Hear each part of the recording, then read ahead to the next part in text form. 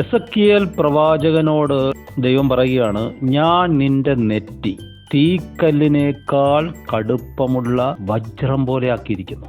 എന്തിനു വേണ്ടിയാണ്? നീ നിന്റെ ജനത്തിന്റെ അടുക്കൽ ചെന്നിട്ട് അവരോട് ഞാൻ കൽപ്പിക്കുന്ന വചനം പറയണം. അവരുടെ മുഖം കണ്ടാൽ നിനക്ക് പേടി തോന്നും. അവർ മത്സരഗൃഹമാ, ദൈവത്തോട് മത്സരിക്കാൻ പേടിയില്ലാത്തവരാ. അപ്പൊ നിന്നോട് മത്സരിക്കാതിരിക്കുമോ? പേടിപ്പിക്കുന്ന കണക്ക് നോക്കും, പേടിപ്പിക്കുന്ന കണക്ക് സംസാരിക്കും. അവരുടെ മുഖം കണ്ട് നീ പേടിക്കരുത്, നോട്ടം കണ്ട് ഭ്രമിക്കരുത്, വാക്ക് കേട്ട് ഭയപ്പെടരുത്. ജെറമ്യാവിനോടും ഇത് തന്നെ കർത്താവ് പറഞ്ഞു, ഞാൻ നിന്നെ അയക്കും, നീ അവരെ പേടിക്കരുത്, ഞാൻ നിന്റെ കൂടെയുണ്ട്. സുവിശേഷ വേലയ്ക്ക് വിരോധമായൊരു ഭയം, സ്വജാതിക്കാരെടുക്കുന്നത് തന്നെ ഒരു ഭയമിടുന്നൊരാത്മാവ്. നമ്മൾ അറിയുന്നു, എളിയവരെ ദൈവം വിളിച്ചു, ബലഹീനരെ വിളിച്ചു, തൻ്റെ മഹത്വമുള്ള വേലയ്ക്കാക്കി. ചിലരുടെ ജീവിതത്തിലേക്ക് ഇമ്മീഡിയറ്റ് ആയിട്ട് ഒരു ബുദ്ധിമുട്ട് വരിക, പിന്നീട് അവരെ കുറെ നാള് അലയാനും പരദേശിയാകാനും ഉഴലാനും ഒക്കെ വിട്ടുകൊടുക്കുക.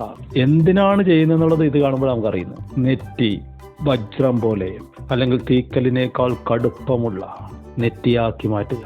കാരണം മത്സരവും ശാഠ്യവുമുള്ള കടുത്ത നെറ്റിയുള്ള ജനം നിന്റെ നേരെ വരുമ്പോൾ നീ വിളറിപ്പോകാൻ പാടില്ല. നീ ദൈവത്തിന് വേണ്ടി നിലകൊള്ളണം. യഹോവയായ ദൈവം അരുളി ചെയ്യുന്നുവെന്ന് പറഞ്ഞ് നീ അവരോട് ദൂത് പറയണം. അതിനാണ് നിന്നെ പ്രതികൂലങ്ങളിലൂടെ കടത്തിവിട്ടത്. സ്റ്റീലൊക്കെ ടെമ്പർ ചെയ്യുന്ന പോലെ, ഹാർഡൻ ചെയ്യുന്ന പോലെ നിന്നെ കർത്താവ് ബലപ്പെടുത്തിയിരിക്കുന്നു.